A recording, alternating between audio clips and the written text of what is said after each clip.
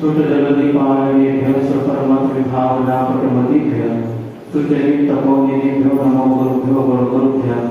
36 वर्ष समग्रे पंचविहाचार करण संदर्भ से सस्तानवगो कुशले धम्माय सदा वंदे गुरु भक्ति संजय सर्वते संसार सायरम घोरम चिन्नन्ति अष्टकम्मं ब्रह्मण वर्णं न पावन्ति ये नित्यं तत्मन्त्र होमनिरता ध्यानाग्निहोत्रा कुला षट्कर्मा विरतास्तपो नंदना साधु क्रिया साधवा शीलं प्रावरणा चंद्राकतेजोदिकाः मोक्षद्वारकपाटपाटं पटाप्रीणन्तु मां साधवा गुरुभक्तान्तो मनुष्यं ज्ञानदर्शननायकः चारित्राणोपमीला मोक्षमार्गोपदेशकः ध्यानमन्त्याय भक्तिकां समोदसालोच्यो सम्मनाम सम्मदंसर संचयताणं पंचविहाचारं आयियानां आयानां सपनानां देश्यानां उपच्छायानां तीरेपुर पानं रयानां सर्वसानं सैनिकानां पंचेनि पूजेनि वंदनामि नमः सामि दुखको कमको कोहिलाव सुलिगानं समाहिमनं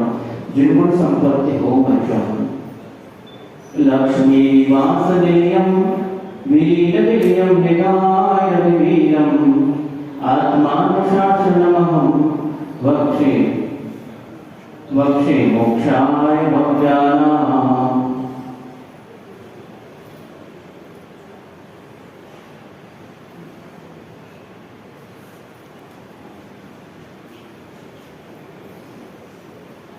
यह बात तो सर्वविदित है कि संसार में रहकर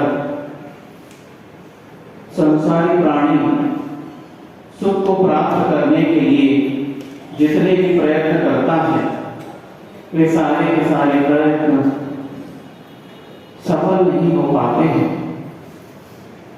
वो सोचता है मैं अपने परिवार की वृद्धि करूंगा तो मुझे सुख मिल जाएगा। वो परिवार भी बढ़ा लेता है। अब उस परिवार को जो बढ़ गया है उसके पालन पोषण के लिए वह कुछ व्यापार इत्यादि भी करता है, धन कमाता है और परिवार बढ़ता तो धन कमाने का और उद्यम करने की और लालसा बढ़ती है तो धन भी बढ़ जाता है। इस प्रकार यह परिवार की वृद्धि, धन की वृद्धि, वैभव की वृद्धि को सुख प्राप्त करने के लिए करता है। लेकिन जब वह देखता है क्या कि जिस परिवार को बढ़ाया वह भी घटता जा रहा है, जिस धन को बढ़ाया वह भी घटता जाता है, कोई स्थायी रहने वाला नहीं है, ये सारे के सारे नाशवान हैं। जिस चीज को सुख का कारण मानकर उसने इकट्ठा किया था वही दुख दे रहा है। कई बार ऐसा भी होता है किसी के पास धन कम हो, वैभव संपन्नता कम हो, भौतिक सुख सुविधा कम हो, उसे धर्म के लिए ज्यादा समय मिल जाता है। वो अपना समय धर्म को देने के लिए ज्यादा उसके पास मार्जिन होता है। लेकिन जैसे जैसे धन की वृद्धि होती जाती है, व्यापार बढ़ता जाता है, उसके पास समय कम होता जाता है।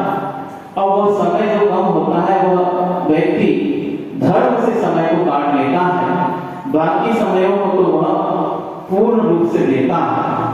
तो जब धन कम था तब धर्म के लिए समय था, लेकिन धन की वृद्धि हुई तो उसके बाद उसके पास धर्म के लिए समय कम हो गया है। और मान लो जैसे जैसे धन बढ़ता है वैसे वैसी तृष्णा बढ़ती जाए तो फिर क्या कहना, क्या कहना? जैसे आप कहते ना कहावत, करेला और नीम चढ़ा, मतलब करेला तो वैसे कड़वा है और उसकी बेल यदि नीम के झाड़ पर, मीठे नीम पर नहीं, कड़वा जो नीम आता है उस पर चढ़ जाए तो फिर कहना ही क्या, उसकी कड़वाहट और बढ़ जाती है। उसी प्रकार धन बढ़े यह तो है, लेकिन उसके पास उसके साथ साथ तृष्णा बढ़ जाए तो जीवन में कड़वाहट और बढ़ती चली जाती है, क्योंकि धर्म के वैसे समय नहीं मिल रहा है। और यदि उसकी तृष्णा और बलवान हो गई तो उसके माइंड से, उसके दिमाग से, उसके चित्त से धर्म निकल ही जाता है, केवल एक तृष्णा ही दिखती है। और इस प्रकार होता है कि उसे जी सोते जागते केवल धन ही धन दिखता है। सपने भी धन के आते हैं, कहीं इस खेत में धन गड़ा है, कहीं उस घर में धन गड़ा है, और सब में जो है जेबीसी, आजकल आप जेबीसी क्या जैसी भी हो वैसी। पहले तो जो है वो मजदूरों से खुदवा लेते हैं, अब तो वो आगे सीधे खुदवा लेते हैं। सपना आया और कहते हैं क्या कोई तिथि के या किसी समय के स्वप्न शुभ होते हैं, सच्चे होते हैं। तो इस प्रकार वो धन के सपने देख रहा और खुदवा लेता, घर खुद में जमीन खुद में मिला कुछ नहीं।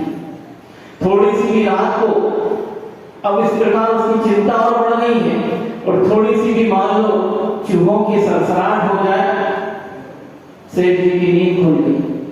सेठ जी ने चौकीदार को लगाया जो घर के बाहर बैठे हैं, पर वो सो रहे हैं। उनसे पूछते भैया आप चौकीदार, आप सो क्यों रहे हो? किसने कहा चौकीदार? चौकीदार नहीं हो, गेट के बाहर बैठो। गेट के बाहर तो बैठा हो, पर चौकीदार नहीं है, सेठ है। भैया तुम सेठ कैसे? रात को आना बताना। अब वो रात में देखता चौकीदार सो रहा है, उठाकर भैया तुमने कहा था जरा अंदर झाँक के देख लो, सेठ जी जाग रहे हैं तिजोरी के पास। अब बताओ चौकीदार बाहर बैठा है कि अंदर? बोलो है सेठ हो कि चौकीदार? सही सही बताना। यदि आपके मन में तृष्णा है तो ये कार्य होगा। धन बढ़ रहा है लेकिन फिर भी संतोष धन यदि है तो उसके बढ़ने में कोई भी परेशानी नहीं है। उस व्यक्ति को इस संसार के स्वरूप की, इस भोगों के स्वरूप की और अपने स्वयं के शरीर के स्वरूप की विषय ज्ञान है। जिसे इस स्वरूप का वो व्यक्ति कितना भी वैभव संपन्न हो जाए, भौतिक सुख सुविधा बढ़ जाए, लेकिन कभी भी उसके मन में उसके प्रति मोह जागृत नहीं होता, क्योंकि उसे संतोष धन की प्राप्ति हो चुकी है। और आज आचार्य कहते हैं यह सारे धनों में संतोष धन सबसे बड़ा होता है। यदि गरीब के पास हो तो वो भी चैन की बंसी बजाता है, और मान लो एक मिलेनियर के पास भी हो तो भी वो चैन की बंसी बजाता है। उसे आने जाने में कभी दुख नहीं होता है, क्योंकि यह आना जाना तो लगा है। जब यह लगा है तो जड़ संपत्ति क्यों नहीं आई जाएगी? इस प्रकार उसके पास संतोष होता है। यदि मान लो धन बढ़ता भी जाए तो चैन की नींद सोता है, और वस्तुतः उसके घर में बाहर बैठा चौकीदार ही चौकीदार कहलाता है। लेकिन जिसके पास तृष्णा है तो बाहर बैठा चौकीदार तो सेठ है, और अंदर बैठा सेठ चौकीदार बन जाता है। यह उसकी कहानी है। तो इस प्रकार धर्म के माध्यम से, संतोष के माध्यम से सुख मिलता है। बहुत अच्छी बात याद आ गई, समय पे याद आ जाती तो अच्छा रहता है, ताकि आप लोगों की समझ में आ जाए। अब इतने दिनों से कोई सज्जन व्याख्यान सुन रहे हैं, पूज्य बड़े महाराज जी के मुखारबिंद से रत्नकण शाखाचार सुन रहे हैं, उसमें भी धर्म का, रत्नत्रय धर्म का कथन है, और आत्मानुशासन के सुनने आते हैं तो उसमें भी धर्म की परिभाषा अभी चल रही है।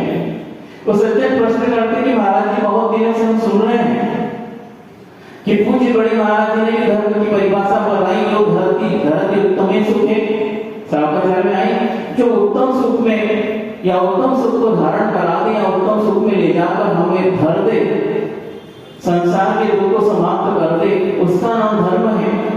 और आप भी बता रहे हैं धर्म सुखस्य हेतु, जो गाथा में आया है कि धर्म सुख का हेतु है। सुख यदि मिल रहा है तो धर्म के कारण मिल रहा है, ये सब सुन रहा हूं, लेकिन मेरी जिज्ञासा है, कई बार धर्म में ही कष्ट होता है और धर्म के कारण कष्ट होता है। वो बोलकर चुप हो गए। मैं कहा बोलिए आप, मैं आपको सुन रहा हूं, कैसे होता है बताइए। तो देखिए महाराज जी, हम बहुत दिनों से अभिषेक पूजन कर रहे हैं, सामाजिक कार्यकर्ता भी, सामाजिक समाज से भी जुड़े हैं, मीटिंगों में जाते हैं और धर्म करते हैं, तो कभी कभार भाव हो जाते हैं, तीर्थ क्षेत्र की वंदना भी करते हैं, लेकिन जहां देखा वहां झगड़ा ही झगड़ा है।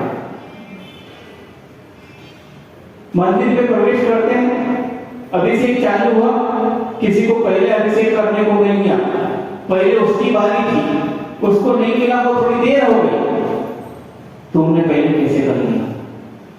रुकना था हमारे, पहले हमको करना था, हमारी बारी थी। इस प्रकार झगड़ा चालू हो गया।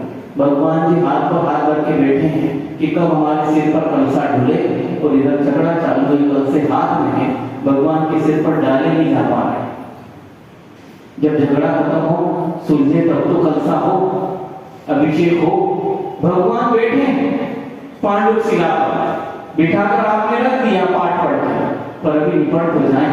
तो इस प्रकार पूजन विधि, अभिषेक करने जाते हो झगड़ा। पूजन विधि में भी कई बार लोग, अब कई बार हमारे पास भी कई लोग आते हैं कि थाली में साथिया बनाना चाहिए कि श्री बनाना चाहिए, या ओम लिखना चाहिए। ओम लिख दिया तो कोई सज्जन आते, गलत है, पूजन विधि गलत हो गई। क्यों, क्या हो गया? श्री लिखो। दूसरे दिन बेचारे में श्री लिख दिया, नया नया था, ये घोड़ा है, क्या कर रहे हो? पाप लगेगा, पूरा गलत है। क्यों, क्या होगा? श्री नहीं, साथिया बना, उन्हें साथिया बना दी। तीसरे दिन एक घोड़ा में, ये क्या कर रहे हो? अकल उकल नहीं है?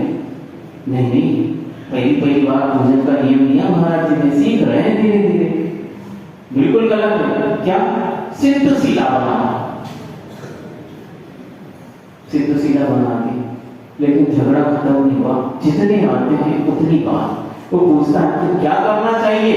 मैंने कहा मेढक से जाके सीख लो क्या करना चाहिए, वो सिखा देगा। यह दो पांव वाले व्यक्ति तुम्हें सिखाएंगे नहीं, झगड़ा करा देंगे, वो चार पांव वाला उसे बहुत अच्छी ज्ञान है, पूजन कैसे करते, श्रावकाचार्य में पढ़ लो, मेढक सिखा देगा पूजन कैसे करना, क्या विधि है उसकी। उसने पूजन करके पूजन का फल प्राप्त कर लिया, तुम लड़ाई झगड़ा करते रहो, मिलेगा नहीं।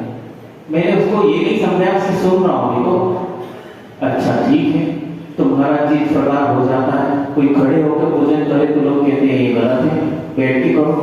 पीछे वाले दिखता नहीं, बैठ के करे तो लोग भगवान के सामने बैठ गए, पापी लगता है, खड़े होकर करो। क्या करें महाराज जी? ठीक, झगड़ा हो गया। अब एक और आती, क्या क्या उसने जो जो बताया बता रहे हैं। क्या एक चतुर्दशी आती, कौन सी? 10 लक्षण में क्या बोलते हैं उसको? अनंत चतुर्दशी तो हम बोलते हैं, तो क्या बोलते हो? कीर्तन चतुर्दशी, है ना? ऐसे ही सुना हमने भी, बुंदेलखंड में सब कुछ सुना। कीर्तन मतलब उस दिन सारे बही खाते खुलते हैं, किसका कितना देना, किससे कितना लेना, इस प्रकार वो बहुत लड़ाई झगड़ा होता है। अब क्या है, वो अनंत चतुर्दशी है जिसमें व्यक्ति 10 लक्षण के अंत में उपवास करके उस अनंत सुख को प्राप्त करने के लिए कटिबद्ध होता है। और हम क्या करते हैं, अपने राग द्वेष के कारण उस चतुर्दशी को किरकिर बना देते हैं, अर्थात सारा काम किरकिरा कर देते हैं लड़ाई झगड़े के माध्यम से। मीटिंगों में भी इस प्रकार होता है, महाराज जी वो व्यक्ति कहता है कि कभी कोई चीज समाधान को प्राप्त नहीं होती, लड़ाई झगड़ा होते ही चला जाता है। और इस प्रकार जहां देखो वहां पर, मान लो हम किसी धर्म क्षेत्र की यात्रा पर गए और देखा वहां पर मान लो कोई व्यवस्था 19-20 हो गई, वही लड़ाई झगड़ा चालू हो जाता है। इस प्रकार मैंने जहां देखा वहां धर्म क्षेत्र में लड़ाई झगड़ा ही हो रहा है। महाराज फिर आपके धर्म सुख का कारण है? प्रश्न तो तुम्हारा अच्छा है, रोज स्वाध्याय करने आते हो ना सबने? हाँ रोज आते हैं, ठीक है, समय पर ही उत्तर मिलेगा। कुछ दिन पहले पूछा था, हो सकता हो सज्जन यहाँ होंगे, सुन रहे होंगे, तो सुनिए बंधु, इसके लिए एक दृष्टांत देते फिर आगे हम समझाएंगे। बहुत बढ़िया दृष्टांत है। और सहजानंद वर्णी जी ने आत्मानुशासन की व्याख्या करके दृष्टांत दिया, हमने पढ़ा, बहुत सुंदर दृष्टांत है कि व्यक्ति कर्ता कौन है और किसके माथे पर मर दिया जाता है। देखिए आप, उस व्यक्ति ने प्रश्न किया कि धर्म के कारण ये दुख हो रहा है, धर्म में ही लड़ाई झगड़ा हो रहा है, बाकी जगह हम लोग मिलते हैं तो बिल्कुल अच्छे से मिलते हैं। उसी व्यक्ति से मंदिर में तो झगड़ा हो गया, लेकिन हम जब बाहर मिलते हैं व्यापार में, संबंधी में, तो अच्छी तरह से मिलते हैं, क्योंकि वहां पर इसलिए तो महाराज जी धर्म में ऐसा हो रहा है। बहुत अच्छा दृष्टांत दिया था हमने कि व्यक्ति करता कौन है और वह किसके मुख पर या किसके सिर पर मर दिया जाता है। बहुत बढ़िया दृष्टांत है। किसान है, उसके पास 3 बैल है, हष्ट-पुष्ट बैल है, तीनों एक जैसे हैं। वह 2 बैलों को तो कृषि कार्य के लिए ले जाता है। आजकल तो ट्रैक्टरों से होती है, इसलिए किसी को पता ही नहीं होगा बैल के साथ कृषि कैसी होती है। पुराने किसानों में उनको पता होगा कि वह बैलों को ले जाता है, 2 घोड़े को घर ही छोड़ जाता है। अब वह सुबह से जाता है और सोचता है उसके घर में कोई है नहीं, उसका परिवार वो अकेला ही है, तो स्वयं भोजन बनाता है और स्वयं ही खेतों में काम करता है। किसी मजदूर को रखने की उसकी हैसियत नहीं है, इसीलिए वह जो है सुबह से भोजन बना लेता है ताकि मैं काम करके आऊं, थका मांदा होगा, भोजन बनाने की हिम्मत तो होगी नहीं, इसलिए पहले से बनाकर चला जाता हूं, आकर खा लूंगा। और रूखी सूखी ठंडी किस्मत में ही खाने के लिए कौन देगा गरम गरम बनाकर। तो इस प्रकार वो सोचता हूँ सुबह से ही दाल सब्जी रोटी चावल बनाकर वो अच्छे से पैक करके एक जगह रख देता है और वो जहाँ रखता है पड़ोस में ही वहाँ बेल बांधने की उसकी जगह है। जगह कहना चाहिए बहुत कम है, गरीब है तो घर बहुत लंबा चौड़ा नहीं है और वह अलमारी है वह उस पर रख जाता है और कोई ताला भी नहीं है, कौन ले जाएगा भोजन। और वह ऐसे ही उस अलमारी को भिड़ाकर छोड़ जाता है। बैल तो बेचारा बैल है, यहाँ कोई है भी नहीं। तो इस प्रकार वो करके बहुत ध्यान से सुनना कि वह चला जाता कहानी तो वैसे ध्यान से सुनी जाती है, लेकिन उसमें क्या अर्थ निकला आप ध्यान से सुनना निकालना। अब वो करता क्या है कि एक दिन ये सब कार्य करते हुए एक बंदर जो है उस किसान को देख लेता है। किसान ने अलमारी में आइटम छुपाया है। क्या आइटम? मतलब दाल रोटी सब्जी जो बनाकर रख गया है, कोई बात नहीं। और वो देख रहा था कि किसान अब आएगा नहीं, मतलब बहुत देर में आएगा, 3-4 घंटे बाद। वो करता क्या है बंदर, ये किसान तो चला गया बैलों को लेकर, आश्वस्त होकर वो खेत पर काम कर रहा है। बंदर धीरे से आता है।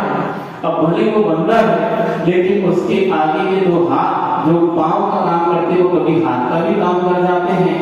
तो वो धीरे से आता है, अलमारी को खोलता है और सारा का सारा जो दाल सब्जी रोटी थी वो खा जाता है।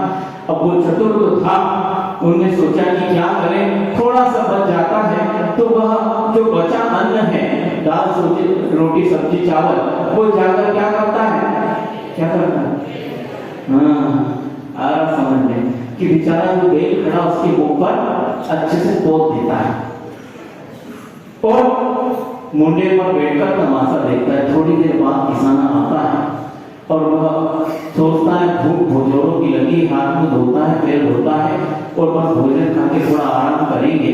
और जैसे अलमारी खोलता है खाली डब्बे पड़े, इधर उधर देखता है कौन आया और जैसी बैल के मुंह पर नजर पड़ती है उसने कुछ नहीं सोचा, आओ देखा ना, ताव जब क्रोध आता है व्यक्ति की बुद्धि भ्रष्ट हो जाती है, वो विवेक खो देता है कि आखिर सोचता ही हुआ क्या होगा और वो उठाकर डंडा और बैल को जब से पीटने लगता है। बेचारा बैल मूक प्राणी वो क्या बोले, उसने देखा सब है, उसकी भी आंखें हैं, वो देख सब रहा लेकिन बोल नहीं पाएगा क्योंकि सत्य को उजागर करने के उसके पास जिह्वा नहीं है। कभी ऐसा भी होता है जिह्वा भी हो लेकिन सत्य को उजागर इसलिए नहीं किया जाता कहीं विप्लव न बन जाए, कहीं समूह डूब न जाए, कहीं विघटन न हो जाए, इसलिए कई बार सत्य को मौन होकर सहा जाता है और जो मौन होकर छिपा रहा है वस्तुतः तो उसी के ऊपर सब टूट पड़ते हैं क्योंकि वो बोल नहीं पाएगा, क्योंकि उसका संकल्प है सामंजस्य और समुदाय को लेकर चलने का, कहीं विघटन न हो जाए इसलिए वो मौन है। लेकिन उसी पर शंका हो सकती और होती है। तो क्या होता है, वो बेचारा भी सत्य को बोल नहीं पा रहा, पाप खा लेता है, कोई बात नहीं, आज नहीं कल सत्य पीट सकता है, पीटता है, हार नहीं सकता, कभी न कभी वो आएगा और इस व्यक्ति को समझ में आएगा। आज पीट के नाराज हो जाए लेकिन वो सत्य आएगा, उजागर होगा और फिर सब ठीक हो जाएगा। ऐसा क्रम चलता रहा, बैल पीटता रहा जब एक बार उस पड़ोसी जो पड़ोस में था और वो बंदर बिल्कुल ऊपर देखकर बहुत खुश होता था। कुछ दिन ही क्रम चला। एक दिन उस पड़ोसी को कुछ आवाजें आई। वो सोचता है आखिर यह व्यक्ति आकर रोज देखता हूँ आवाजें क्यों आती है इसकी, यहाँ जब वो खेत से आता है कुछ ऐसी पीटने की डंडे की आवाज आती है। अब बेल रो भी नहीं सकता, चिल्ला नहीं सकता। वो एक दिन देखता है, वो पूछता भैया बेल को क्यों पीट रहे हो? क्या बताना भाई साहब, अब आपको हमारी वीडियो बना, इसको इतना पीटने के लिए बहुत तो समझ नहीं आ रहा क्या हो गया।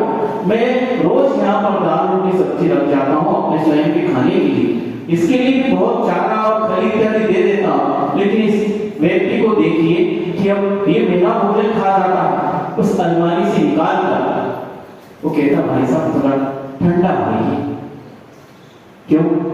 क्रोध में समझ में नहीं आता, अपना विवेक नष्ट हो जाता हूं, हित अहित और सत्य असत्य के बारे में समझ नहीं पाता। और जो सामने दिख रहा है, जो सामने दिखता है उसे सत्य मान लेते हैं कि दिख तो रहा है, पर सामने दिखना वाला हर दृश्य सत्य हो ये गलत बात है।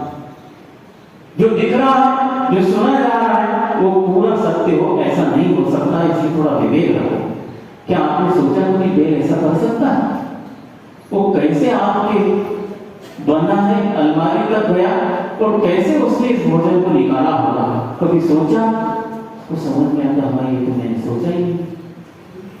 आप धैर्य रखिए और कल का इंतजार कीजिए और छुप कर देखना।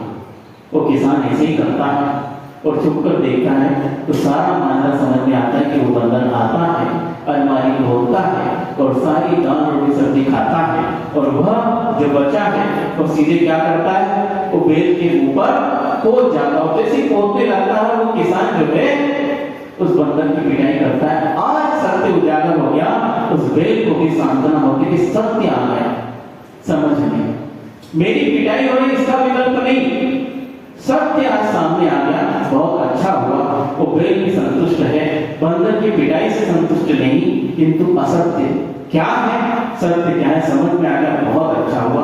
भले ही देर लगी, उस बेल ने कष्ट सह ली, लेकिन बेल कष्ट सहने का आदि है, क्योंकि वह वैसे गिरता है गाड़ी में, कष्ट सहने का आदि है, लेकिन उसको आज ये प्रसन्नता है कि सत्य उजागर हो गया, तो बहुत अच्छा हुआ। अब इस दृष्टांत से क्या समझ में आया? बोलो, वो व्यक्ति का प्रश्न समझ में आया? वो धर्म को कटघरे में खड़ा कर रहा था कि धार्मिक क्षेत्रों पर, धार्मिक कार्यों में और धर्म में ही झगड़े होते हैं, बाहर इस प्रकार नहीं होता है। तो उसके लिए दृष्टांत दिया हमने, वो सुन रहे होंगे कि वस्तुतः इस दृष्टांत से समझ में आएगा कि कर्ता कौन है। कौन कर रहा था दृष्टांत में? बेल की बंदर चतुर है, वो अपने हाथ पांव ऐसे धो लेता, मुंह को ऐसे साफ कर लेता जैसे मैंने कुछ किया ही नहीं, और पेट को भी थोड़ा अंदर दबा लेता है ताकि लगे ना कि पेट मेरा भर गया। देखने वाला ये कार्य उसको करके आते हैं, वो कर लेता है, बेचारा बेल कुछ कर नहीं पाता है क्योंकि उसको इस प्रकार आता नहीं, लेकिन दिख रहा है कि बेल के मुंह पर छपा इससे बेल दोषी है। यही होता है कि हम उस क्षेत्र में हैं, इसीलिए धर्म क्षेत्र में पाप हो रहा है, धर्म क्षेत्र में दुख हो रहा है, धर्म क्षेत्र में झगड़े हो रहे हैं, लेकिन करने वाला कौन है? बोलो, नहीं समझ में? कौन है? बंदर है ना? कौन बंदर है? तुम्हारे अंदर बैठा तुम्हारा मन, तुम्हारा राग द्वेष, तुम्हारे बैठा अधर्म बंदर है। तुम मंदिर में आ गए, धर्म क्षेत्र में आ गए तो धार्मिक हो गए, ये बिल्कुल बात गलत है। जिस वक्त तुम्हारे मन में धर्म आ जाए, तुम्हारा मन ही मंदिर बन जाएगा। इस मंदिर में आने की आवश्यकता नहीं, ऐसा नहीं कि आना ही है, लेकिन उस वक्त अपना मन ही मंदिर बन जाएगा। धर्म मन में आना चाहिए, केवल काया में नहीं। वो काया में धर्म आया है, वो व्यक्ति जो लड़ाई झगड़ा कर रहा है पूजन अभिषेक को लेकर, मीटिंग में आकर या धार्मिक क्षेत्र पर जाकर व्यवस्था न मिलने से जो झगड़ा कर रहा है, उसके काया में धर्म है, उसके प्रदर्शन में धर्म, वो धर्म दिखा रहा है, धर्म कर नहीं रहा है। वस्तुतः जिसके अंतस में धर्म आ जाता है वो इन सब चीजों से ऊपर उठकर संत भाव से उस धर्म का पालन करता है और किसी भी परिस्थिति में इस प्रकार आता है तो ये सब मेरे कर्म का हो है, इस प्रकार करके वो आगे बढ़ जाता है। वो बैल भी इसी प्रकार कर रहा था, समझ रहा था मैं निर्दोष हूं, लेकिन मेरे स्वयं कर्म का होता है इसलिए इस प्रकार मैं अपमानित हो रहा हूं, बदनाम हो रहा हूं। लेकिन जब मेरे कर्म का उदय समाप्त होगा तो अपने आप सत्य समझ में आएगा। वो सहन शक्ति के माध्यम से सहन करता है और उसको उसका फल भी मिलता है। इस सारी चीज उस किसान को समझ में आती है कि सत्य क्या असत्य क्या है। वो बंदर जो है वो मुंह धोकर हाथ धोकर छिपा कितने दिन सकता है जितने दिन उसका पुण्य है। क्या वो दुआ ना? हाँ, जब तक तेरे पुण्य का बीता नहीं करा तब तक तुझको माफ है, शायद चाहे गुनाह करो हजार। उस बंदर का पुण्य है, उस बंदर को हमें समझना है कि कौन आखिर इस प्रकार कर जाता है, कलर डाल जाता है, जो किसान को भी परेशान करता है और बैल को भी परेशान कर रहा है। उसी प्रकार हमारे पास स्वयं अज्ञान है, हम इन क्षेत्रों में आकर इस प्रकार का कार्य करते हैं। हमें इस अज्ञान को दूर करना है। यह अज्ञान आपको दुख दे रहा है, धर्म नहीं। धर्म ने आज तक दुख नहीं दिया है। सच्चे अर्थ में धर्म को समझो तो उसके समान सुख देने वाला कोई व्यक्ति नहीं। हमारा अज्ञान, हमारा राकेश, हमारा साथ, हमारा मोह हमें दुख दे रहा है। वो हमें विपरीत परिस्थिति बता रहा है कि इस प्रकार है। उस व्यक्ति की जो परिस्थितियां उनके लिए यही है कि वह इन परिस्थितियों के विपरीत चिंतन न करे। कर कौन रहा है? ये हमारा अज्ञान कर रहा है, क्षेत्र नहीं कर रहा, पूजन नहीं कर रहा, मीटिंगें नहीं कर रही है। हमारा स्वयं का अज्ञान इस प्रकार का कार्य कर रहा है और हमें दुख दे रहा है। हम अज्ञान के माध्यम से इस प्रकार का विपरीत चिंतन कर रहे हैं। इसलिए बंधुओं, सोचना जरा एक बहुत अच्छा श्लोक आता है, सुना होगा आपने पूज्य बड़े महाराज जी के मुख से भी अभी इन दिनों में कि अन्य क्षेत्रे कृतं पापम धर्म क्षेत्रे विनश्यति और धर्म क्षेत्रे कृतं पापम वज्रलेपो भविष्यति। बहुत ही सरल अर्थ है। किसी भी क्षेत्र में आप जाकर पाप कर लो, आपके द्वारा हो जाए, आप चलाकर पाप कर लो। व्यापार के क्षेत्र में आपसे पाप हो जाए, होता ही है। कोई व्यापार शुद्ध नहीं है, कुछ से कुछ पाप होता ही है। संसार की जितनी भी क्रिया उसमें पाप उत्पन्न होता ही है। चाहे आप घर गृहस्थी को चलाने में क्षेत्र में पाप कर लो या फिर आप विषयों को भोगों को करने में पाप कर लो, कितना भी बड़ा पाप कर लो, लेकिन वह पाप धर्म क्षेत्र विनश्यति, धर्म क्षेत्र में आने पर। और धर्म क्षेत्र अर्थात क्या? शिखर जी की यात्रा कर ली, गिरनार जी की यात्रा कर ली, सब नष्ट हो गए। जैन धर्म ऐसा नहीं कहता बंधु। हाँ, इन क्षेत्रों पे जाने मात्र से नहीं, उस वंदना का भाव अंदर होना चाहिए। ऐसा गदगद आजाद परिणाम होना चाहिए कि इन क्षेत्रों से ऐसे ऐसे महान तपस्वी ऐसा ऐसा दुर्लभ तप किया है जिसके बारे में सोचना भी कठिन है।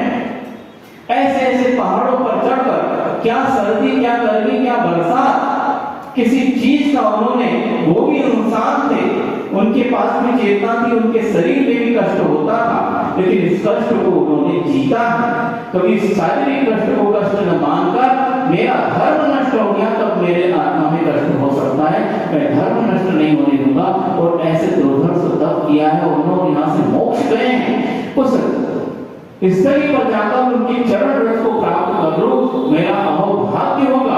इस प्रकार का भाव रखकर वो क्षेत्रों पर जाता है कि मेरी व्यवस्था नहीं हुई तो मैं देख लूंगा, इस भाव से नहीं जाता है। भैया व्यवस्था चाहिए थी तो घर से बाहर जाते क्यों? घर में रहो, सारी व्यवस्था है कि नहीं? बोलो। या फिर एक घर अपना साथ में लेके चलो, जैसे झोले में कलीमा लेके चलते ना रास्ते के लिए, बढ़िया लोग सब चलते, उनको पता है कि वहां व्यवस्था मिल जाएगी, फिर भी भैया मान लो नहीं मिली तो लोचैया तो ले चलो। लुचई बोलते हैं पूड़ियों को, वो लचीली होती ना, इसलिए लुचई। तो थोड़ा बहुत घुमा तो मिल ही जाएगा, पेट भर ही लेंगे, क्योंकि पेट की पहली चिंता है, वहां पर व्यवस्था। तो इसी प्रकार एक झोले में घर भर लो या एक कमरा जिसमें एसी लगा हो, टीवी लगी हो और सारा फैसिलिटी हो, उस कमरे को भी थैले भर के ले चलो, तो वहां जाओ, जिस क्षेत्र पर वहां लग दो, जितने दिन आराम से रहना रहो। सोचिए, जिन्होंने अपना वैभव छोड़कर जिस क्षेत्र को पवित्र किया है, वो क्या ले गए थे बताओ? भगवान नेमिनाथ स्वामी गिरनार पर्वत पर मुक्त हुए, है ना, वही तपस्या की दीक्षा ली उन्होंने। क्या ले गए थे? वो गए तो लेकर थे, जूनागढ़ गए थे, पास में ही है, बारात लेकर गए थे, राजू को बिहाना है, लेकिन जैसी समझ में आ गया मैं मूर्खता करने आया हूं, वो सारा का सारा वहीं छोड़कर कहां चले गए? महाराज जी, आपको क्या पता, आपने देखा क्या? नहीं, हमने देखा नहीं, वो सब ले गए थे। सुविधा है ना, बोलो तो नहीं ले गए थे। फिर हम क्या चाहते हैं? जब वो कुछ नहीं ले गए थे और पर्वत पर, वो पर्वत तो कई सालों से खड़ा होगा, लेकिन उस पर्वत की वंदना का भाव आपको क्यों हुआ? क्या कारण हुआ? बोलो। भगवान नेमिनाथ उस पर्वत पर जब दीक्षित हुए तो उसके पहले भी वह गिरनार पर्वत था, ऐसे नहीं कि उनके आने से बना, वो पहले भी था, पर उस पर्वत पर उसको कोई नहीं जाता था। और जैसी उस महामना के चरण पड़े, अब वो पर्वत पर्वत में नहीं रह गया, क्या रह गया? वो पत्थर पत्थर नहीं रह गया, वो क्या रह गया? एक तीर्थ बन गया, एक पूजने की योग्य स्थल बन गया। उसकी माटी को भी, उस क्षेत्र की माटी को भी अपने सर पर हम चढ़ाते हैं उत्तमान का। क्यों? क्योंकि इस माटी को उस महामना ने सर्वस्व त्याग करके पवित्र किया है, और वही जाकर हम व्यवस्था चाहते हैं। हमारा धार्मिक कार्य नहीं बंद केवल दिखावा है। इसीलिए हमें धर्म कहाँ बसता है वो सोचना है, धर्म रहता कहाँ है वो सोचना है। इन चीजों में धर्म नहीं है जिसका आप व्याख्यान कर रहे हैं। यहाँ झगड़ा हो सकता है, धर्म हमारे हृदय में बसता है, उसका स्वरूप जो है वो निर्बंध भाव है, कोई बंद नहीं है उस धर्म में। द्वंद्व दो में आता है, धर्म अकेला आता अपनी आत्मा में और आपको अकेला लेकर मुक्ति तक चला जाता है।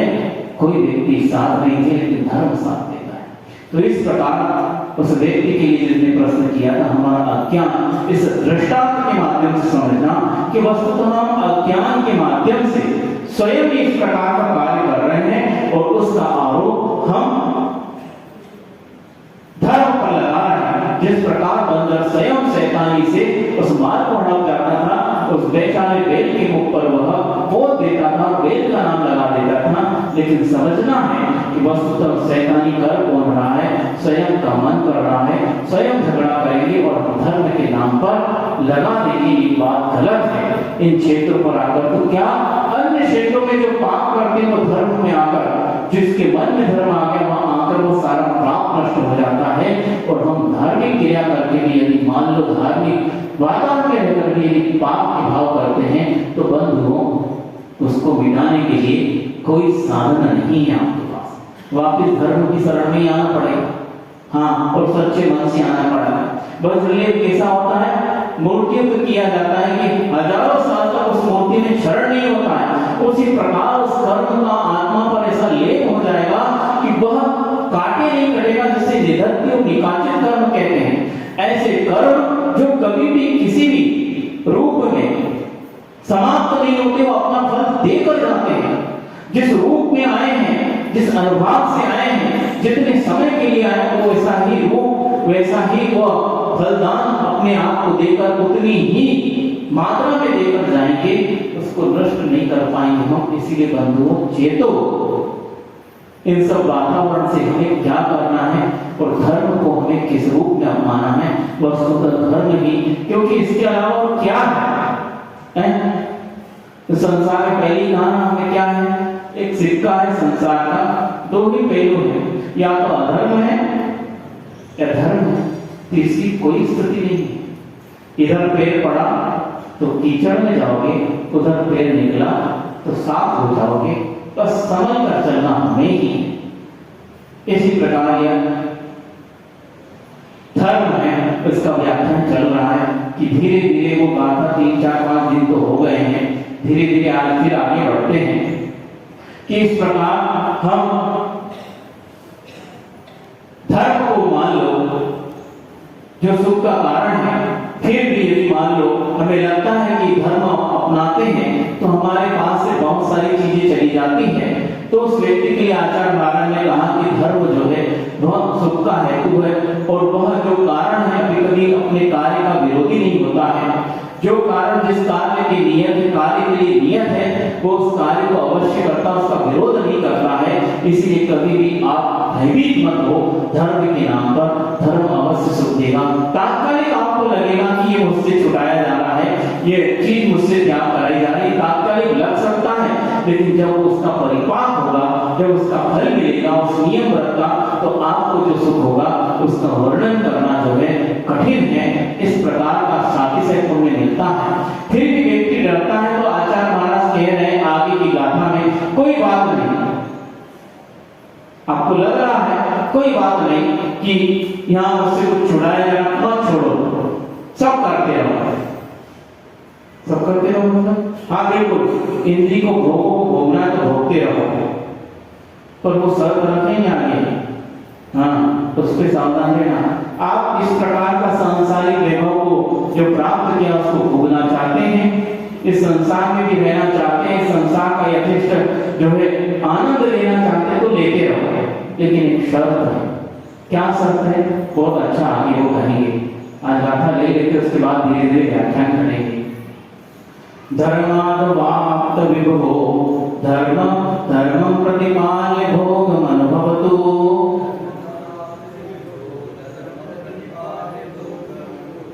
बीजाद वाप्त धान्यः कृषिवलस्तस्य बीजमिव।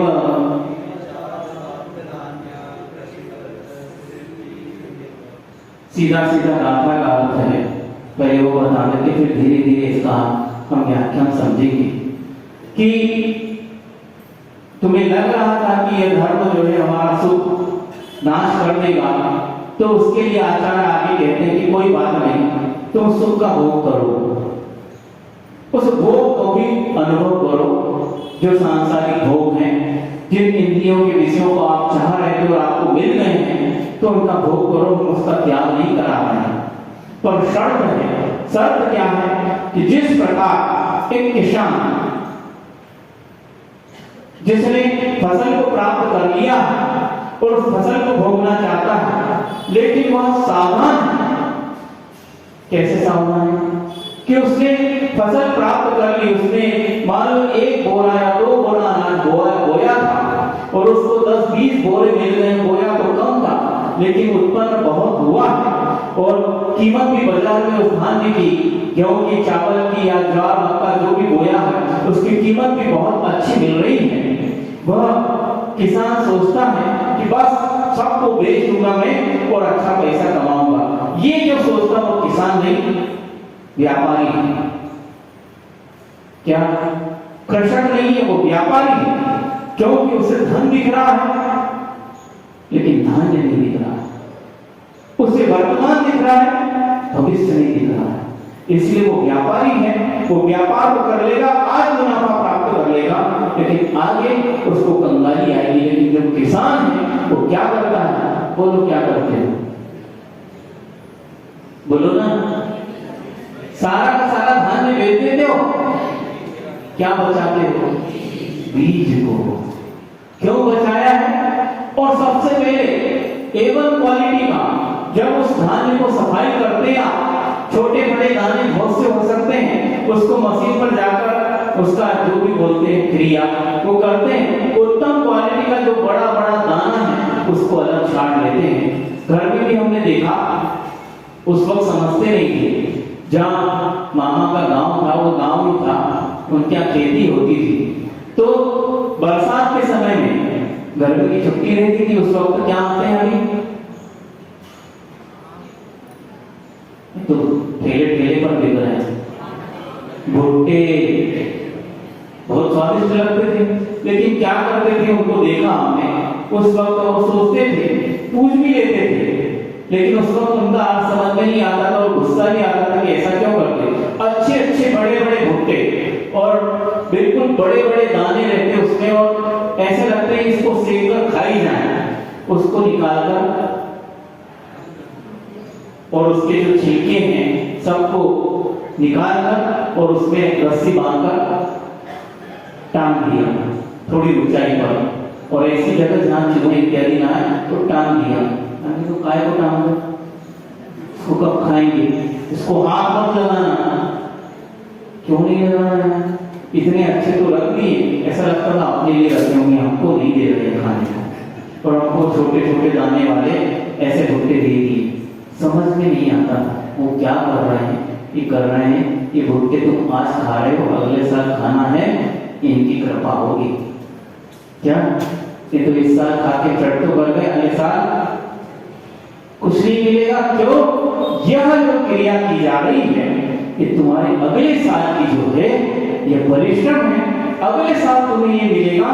यदि नहीं रखेंगे तो सबसे पहले वो व्यवस्था होती है, तो एक उत्तम क्वालिटी का किसान सबसे पहले उन अनाज में से उत्तम क्वालिटी के दाने छांटकर अलग रखता है, जिसे किसी कीमत पर नहीं बेचूंगा, चाहे जितनी भी गरीबी आ जाए, अन्न को मोहताज हो जाऊं, अकाल पड़ जाए, पर इस रखे हुए अन्न को कभी नहीं खाऊंगा, चाहे मरणासन भी हो जाऊं। क्यों, मैं तो मर जाऊंगा, मान लो मरणासन हो भी, लेकिन ये बीज नहीं रहेंगे तो आगे आने वाली पीढ़ी क्या खाएगी, उसको अनाज धान्य कैसे मिलेगा, इस बीज के माध्यम से ही मिलेगा। तो इस प्रकार उत्तम क्वालिटी का किसान जो होता है वह उस बीज को बचाकर, उस धान्य को बचाकर जितना होता है सब भोग लेता है। उसी प्रकार आचार्य कहते हैं संसारी प्राणी, जो तुम्हें इंद्रिय से भोग मिले हैं तुम भोग लो, लेकिन एक शर्त है, कभी धर्म से विमुख नहीं होना, भोगते भोगते भी धर्म करो, धर्म को कभी अपने दृष्टि से ओझल मत करना। चाहे तुम भोग रहे हो, चाहे तुम कष्ट का अनुभव कर रहे हो, चाहे सुख का अनुभव कर रहे हो, ऐसी सारी स्थितियों में तुम धर्म को कभी छोड़ना मत, क्योंकि धर्म उस बीज के समान है जो भविष्य में तुम्हें पुनः धान्य देगा और कई गुना देगा। उस बीज के समान है, इस बीज को हमेशा बचा कर रखना। ये जो पंचेंद्रिय के भोग वो तो सामान्य धान्य के समान है, वो आज रहेंगे कल नहीं रहेंगे, ये पक्का है, क्योंकि तुम उसको भोग लोगे, लेकिन बीज तो हमेशा शाश्वत रहेगा। वो बोया पुनः वो कई गुना आएगा, वो स्वयं भी आ जाएगा, पुनः वो बचेगा, पुनः नया आएगा।